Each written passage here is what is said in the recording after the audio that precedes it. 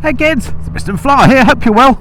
Welcome back to the channel on what is a very sad day indeed for me, because today is the last ever time I'm going to be riding the Honda Goldwing, my beloved beast, a bike that I absolutely love to tour with. Me and Mrs. Flyer really love this bike, but we've decided it's got to go. So today I'm riding to a motorcycle dealer where I'm going to be trading this in against another bike. So stick around and stay tuned, I'll tell you all about the Goldwing.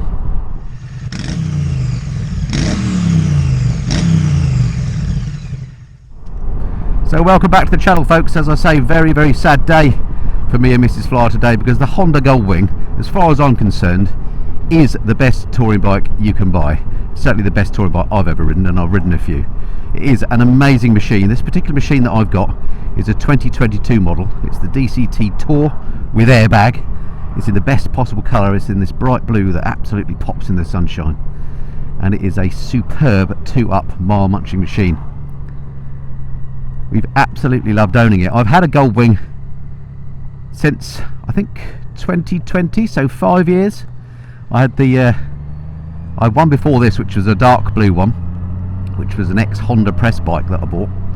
I had that for a couple of years, did a few tours on that. It's essentially the same bike as this, and then I traded that in for this brand new machine just coming up to 3 years ago. So I've had this one for 3 years, and it has been an absolute joy to own, and we've got very fond memories of it.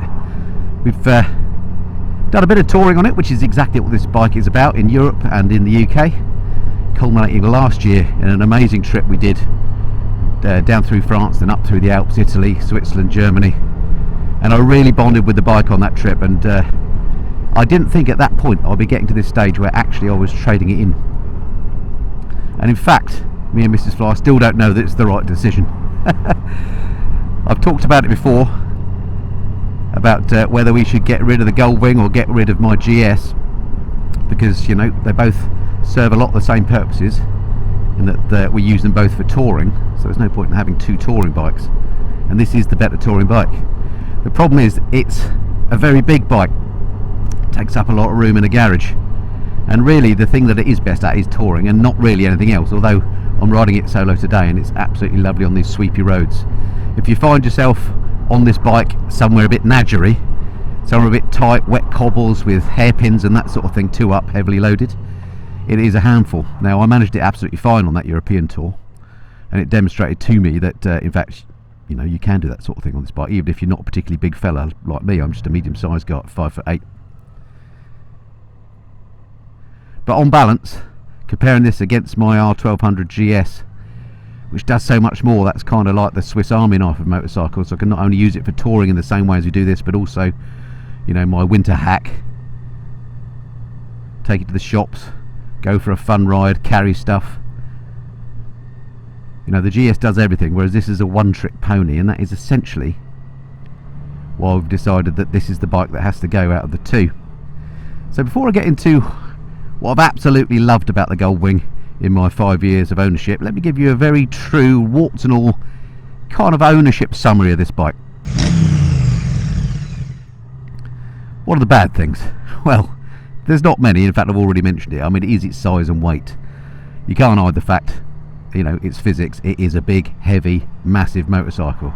Now, Honda have done everything they can to make it easy to manage, and I think Honda have been more successful than any other manufacturer in that respect, in that the weight is very low. It's got this awesome 6-cylinder engine. It's a flat 6, so it sits really low in the frame, so all the weight, even though it's some ridiculous weight like 400 kilograms or something, it sits really low, so it's not as difficult to manage as you would think. Certainly once you're moving, it's fine, all the weight disappears. That's the case on all big bikes, but it certainly doesn't feel top heavy or anything like that. It doesn't feel ponderous, even if you're in traffic, like I'm just coming up here into High Wycombe. Even in slow moving traffic, the balance of the bike is beautiful. You can ride it really slowly, and that weight is not an issue. Of course, you can't filter very easily. I mean, you can filter on it. You've got these mirrors of the widest point, so if you can get those mirrors through, you can get through. But normally, as I say, I'm riding this 2-up, and with a heavy load on 2-up, I just don't like filtering on this bike. So that was a definite disadvantage. I mean, one of the reasons of having a bike is that you don't get stuck in traffic, but it doesn't so much apply in this case. If you're a more confident rider on a big bike than I am, then you can filter, and I have filtered on it. But I'm not a fan of filtering on this bike, let's say that. So that's the first thing. It is big, it's a big old beast. And then, what else don't I like about it? Well, there's really not a lot. I'm clutching at straws because it is a fantastic bike, and as I say, we may live to regret this decision because they are big and expensive. Well, I suppose that's the next thing. It's an expensive bike. So this brand new, when I bought it, £34,000. Absolutely crazy amount of money for a motorcycle, isn't it? I understand why it's that. It's a lot of bike, it's great quality, everything about it is beautiful, but it is a lot of money and they do depreciate quick.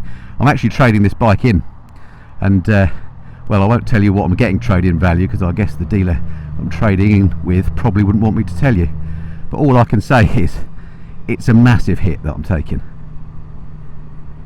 In fact, it's not far off half price, so whoever ends up buying this is going to get an absolute bargain. And of course it will be sold for way more than I traded it in for, but nonetheless, financially it's a big hit. But also financially it's a big hit to have sat in your garage if you're only using it once a year. And my situation has changed since I got into Goldwings, in that my Mrs. Flyer, let's just not pull into the path of a scooter, my Mrs, since I bought this, or since I got the Goldwing, has learnt to ride herself. So more often than not we go out, we're each riding a bike. So we've got less of a use case for this bike now than we used to have. We used to do 2 or 3 tours a year. Now we'll still do 2 or 3 tours a year, but 2 of those tours Mrs. Flyer's probably on her bike. So it makes less sense for us to have such a you know, a big expensive motorcycle in the garage. Bit of a rambling vlog this. What else don't I like about the bike? It's got Apple CarPlay, I absolutely love that, but it's a bit tetchy in that it's quite difficult to get it to connect properly. You have to do it in the right order. You have to have a headset on your helmet to do it,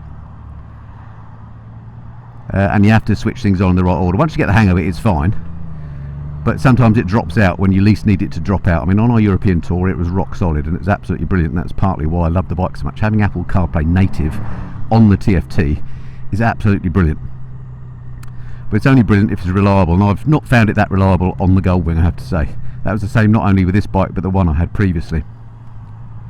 Others have reported similar issues. Busy out here today. It's a Saturday when I'm recording this.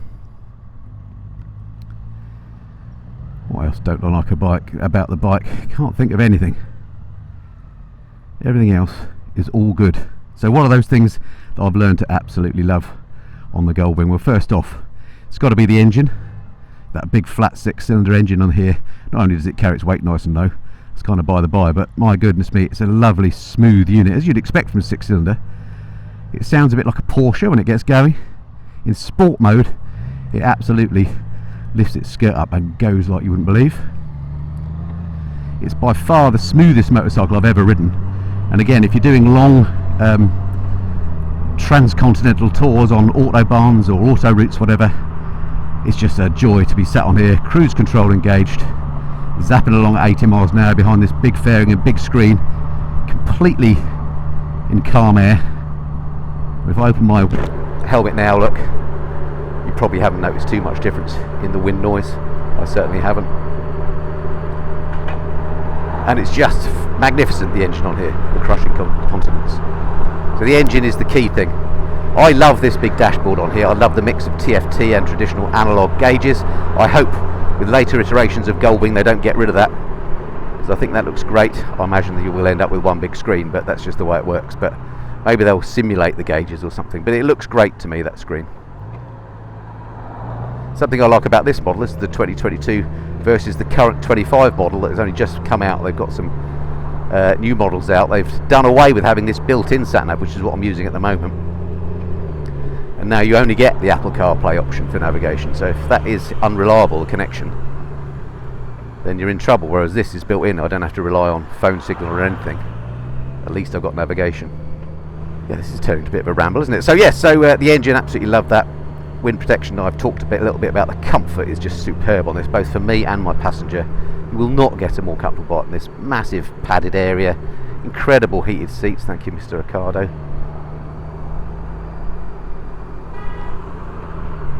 The position of the handlebars, nice and low, I don't know if I've mentioned before, but I've got dicky shoulders, and the fact that the handlebars are nice and low and towards my knees makes this very comfortable for me to ride. I can ride this all day long without any issues with my arms and shoulders. That's not the case on any other bike, which I can only ride for short periods of time. I love the electronics on it. It's got just the right amount of stuff you need, in terms of, you know, ABS traction control, the heated seats and grips,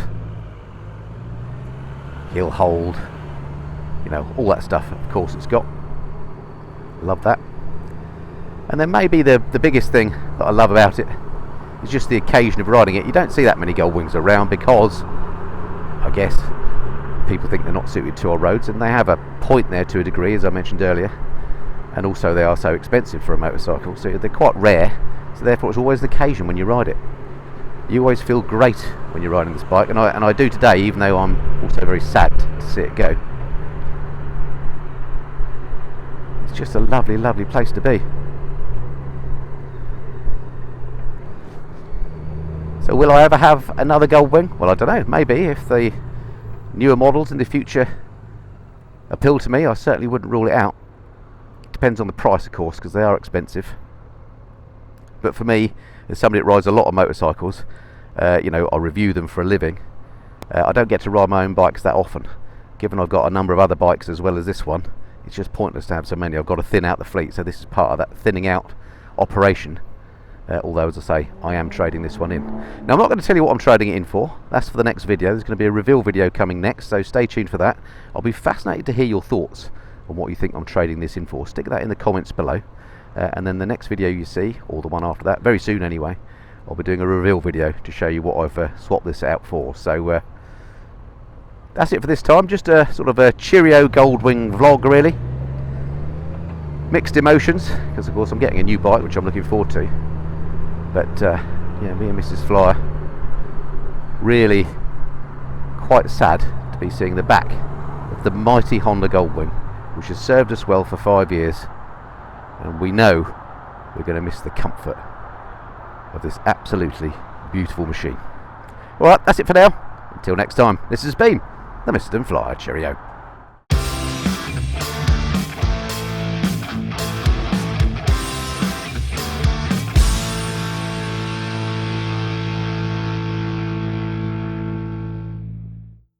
Well, it's a bit sad. I've only got 5 miles to go, 10 more minutes on the mighty wing, and that'll be the end of an era for me.